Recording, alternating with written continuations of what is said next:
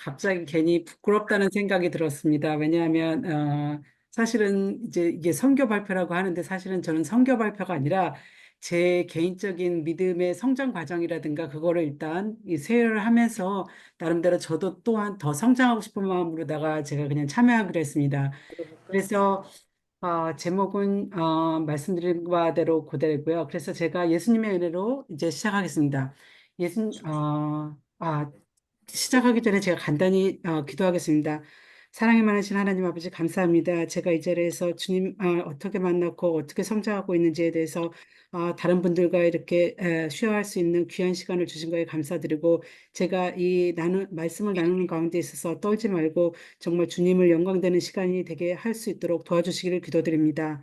모든 것을 우리 주 예수 그리스도의 이름으로 기도드렸사옵나이다. 아멘. 아멘. 제가 예수님의 은혜로 그분을 만났지만 여전히 그분을 인정한다는 생각에 확신이 없을 때 붙들고 버텼던 성경 말씀을 나누면서 저의 예수님 체험과 그분에 대한 확신을 가지는 과정을 나누면서 혹시 누군가에게 격려가 되고 위로가 되며 주님의 살아계심을 어, 죄송합니다. 제가 이게 다시 음, 음. 주님의 살아계심을 확신할 수 있는 믿음이 조금이나마 성장하는 서로의 시간이 되기를 바라는 마음으로 시작하겠습니다. 그래서 요한복음 15장 5절입니다. 나는 포도나무요 너희는 가지라 그가 내 안에 내가 그 안에 거하면 사람이 열매를 많이 맺나니 나를 떠나서는 너희가 아무것도 할 수 없습니다.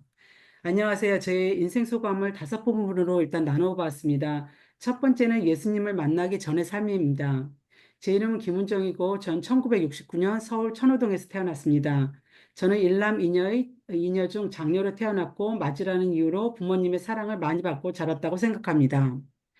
아버지는 막노동을 하시는 분으로 우리 가족은 여기저기 이사를 자주 하며 살았고 저는 초등학교를 세 곳을 거쳐 졸업하였습니다.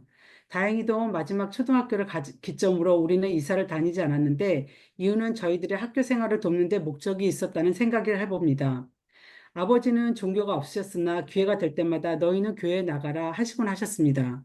어머니는 불교 신자는 아니었지만 가끔 불교에 관련된 행사가 있으면 참여하시는 정도였습니다.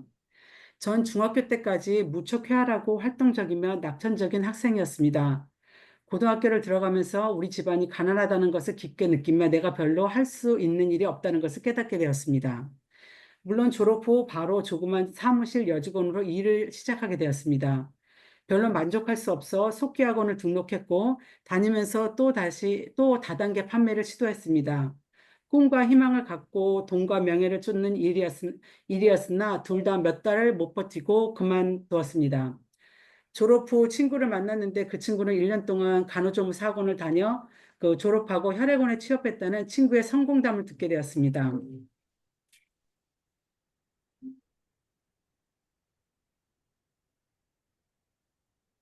죄송합니다. 제가 이거 컴퓨터로다가 페이퍼 프린터를 안 했는데 자꾸 중간에 중단이 돼요.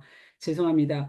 그리고 계속하면은 그래서 졸업 후 그래서 친구를 만났고 그 대학을 안 들어간 저로서는 친구가 부러웠고 바로 학원에 등록해서 1년간 수련을 마치고 저도 조그만 중정업병원에 취직하게 되었습니다. 그 일이 기쁘고 행복한 일이었을 것입니다. 제 기억에는 그렇게 깊게 남아있지는 않지만은요. 둘째는 예수님이 문 앞에서 제게 녹화하시는 놀라운 경험이었습니다. 1년쯤 일을 하고 있을 때 학교 후배로 알던 동생이 여름방학 동안에 아르바이트로 병원에 들어왔습니다. 알고 보니 간호 전문대를 다니며 방학 동안에 일하러 온 것이었습니다. 그러면서 알게 된 것이 야간대도 있다는 것이었습니다.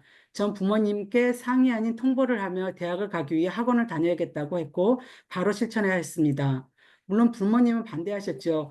왜냐하면 돈을 조금 모아서 시집가라는 것이었습니다. 하지만 전 좀 더 잘 나가고 싶었던 것 같습니다. 돈도 대학을 나오면 더 벌 수 있고 그것이 더 빠르게 돈을 버는 것이라고 생각했죠.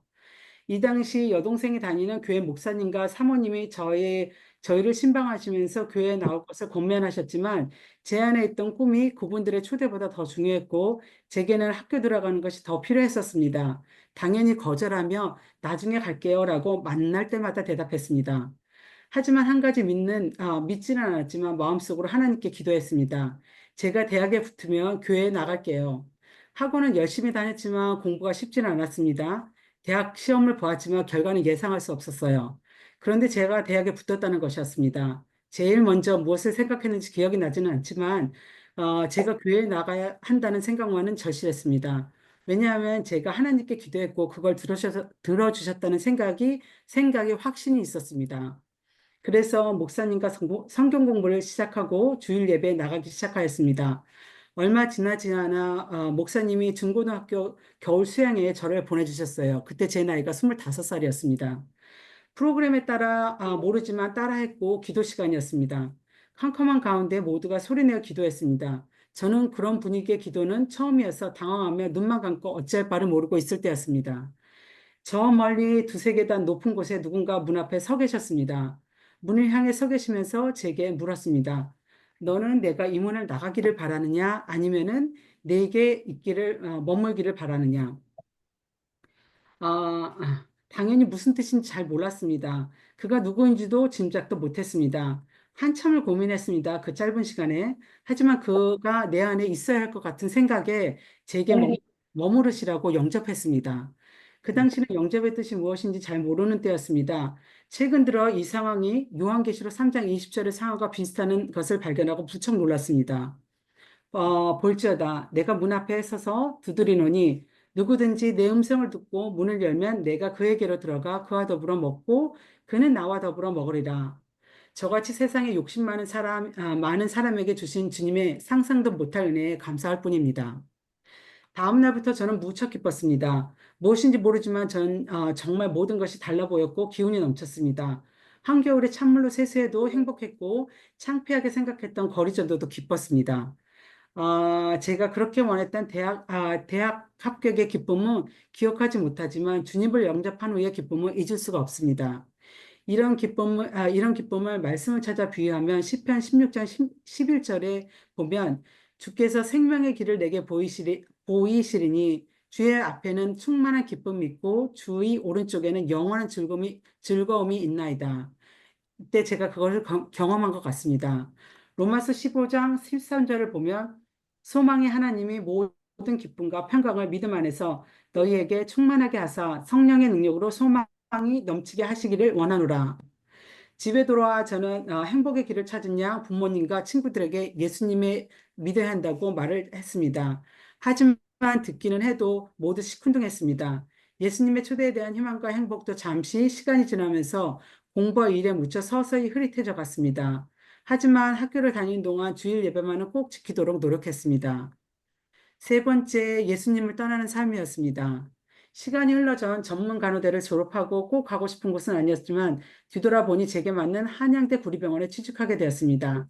3교대 근무를 하면서 주일 예배에 참석이 줄어들고 머지않아 아예 교회를 다니지 않게 되었습니다. 피곤하다는 이유였죠. 그 당시 전 말씀을 붙들고 기도할 줄 몰랐습니다. 교회 사모님께서 말씀과 기도의 무기를 많이 하셨겠지만 전 관심이 없었던 것 같습니다. 꼬박꼬박 들어오는 월급으로 나름대로 세상적 삶을 계획하고 살았습니다. 하지만 언젠가부터 월급으로 어, 하지만 언젠가부터 말씀에 기쁨이 없고 예수님에 대한 죄를 짓는다는 생각이 들었습니다. 특히 병원 간호부에 사는 수련회 다녀올 때마다 제가 뭔가 잘못하고 있다는 기분이 한동안 지속적이었습니다. 그럼에도 불구하고 전 일하고 동료들하고 놀러 다니고 회식에 참석하는 일은 안 빠지고 교회에는 다시 가지 않았습니다. 어느새 제가 32살이 되었어요. 결혼을 해야겠다는 결심을 하고 바로 결혼을 하게 됐습니다.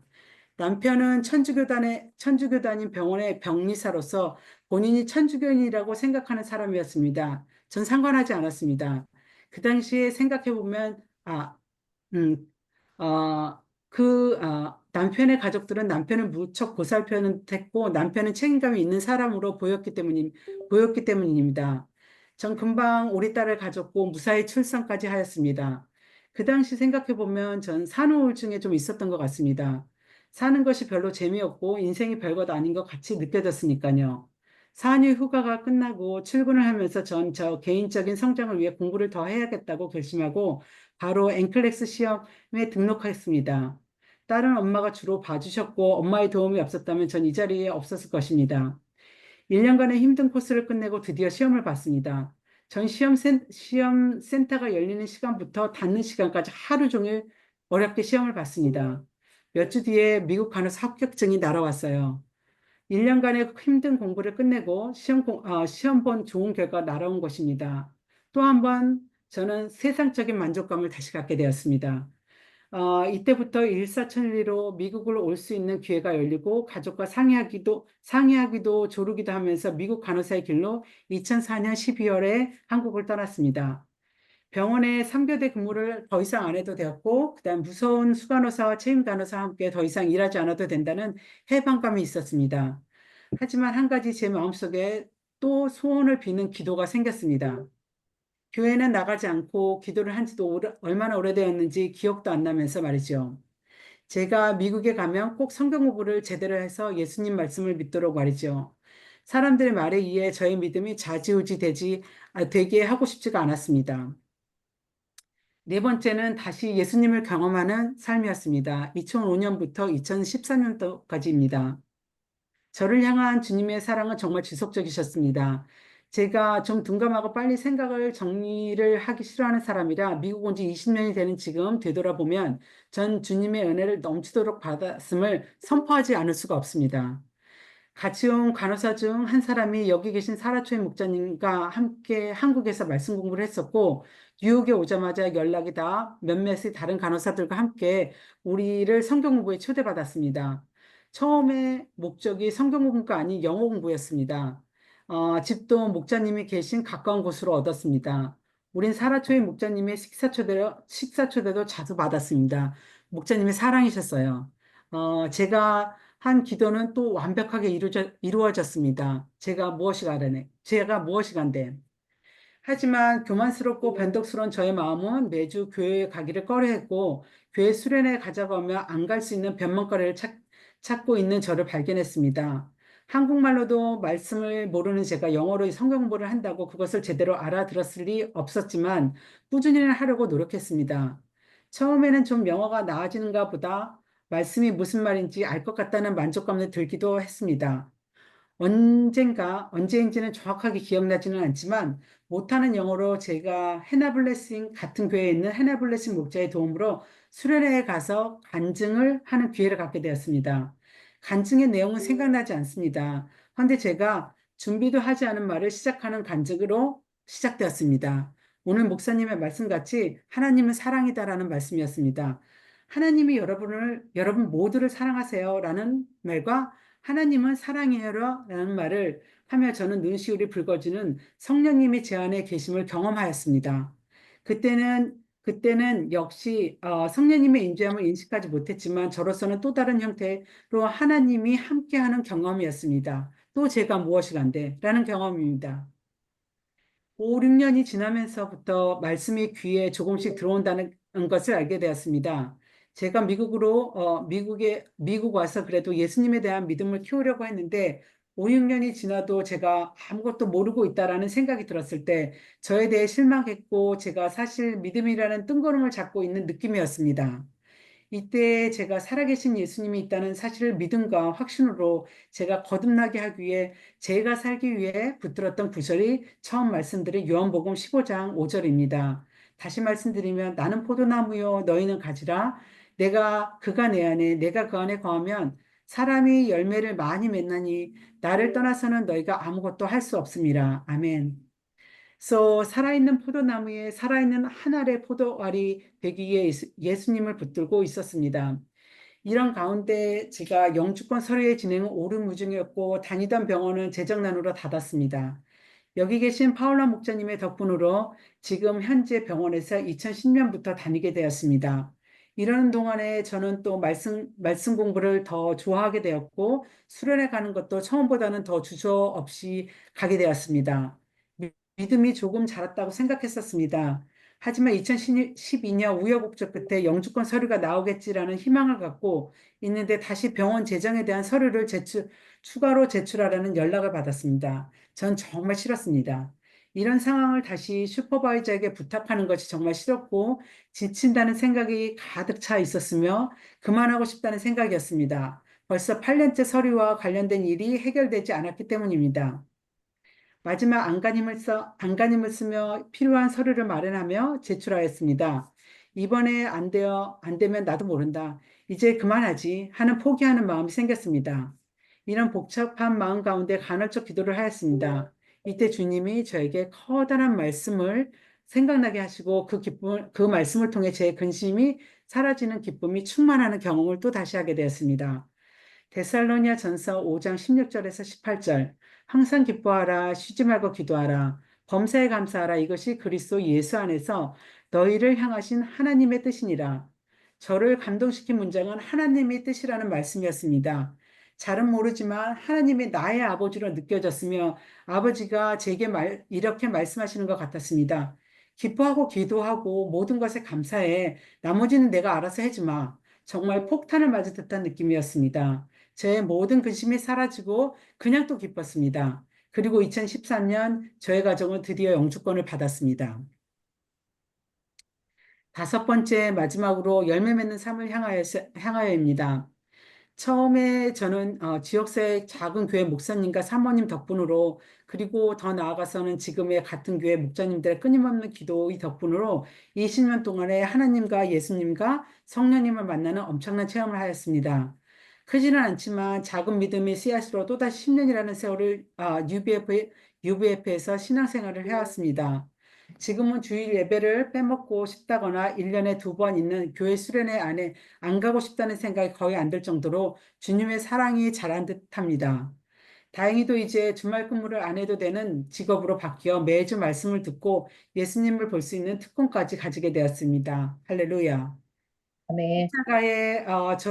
십자가에 저를 위해 돌아가신 예수님을 믿고 저를 구원해 주셨다는 확신과 창조주 하나님의 무한한 은혜에 대한 감사, 성령님 체험에 대한 감동으로 감사의 삶을 살고 있습니다.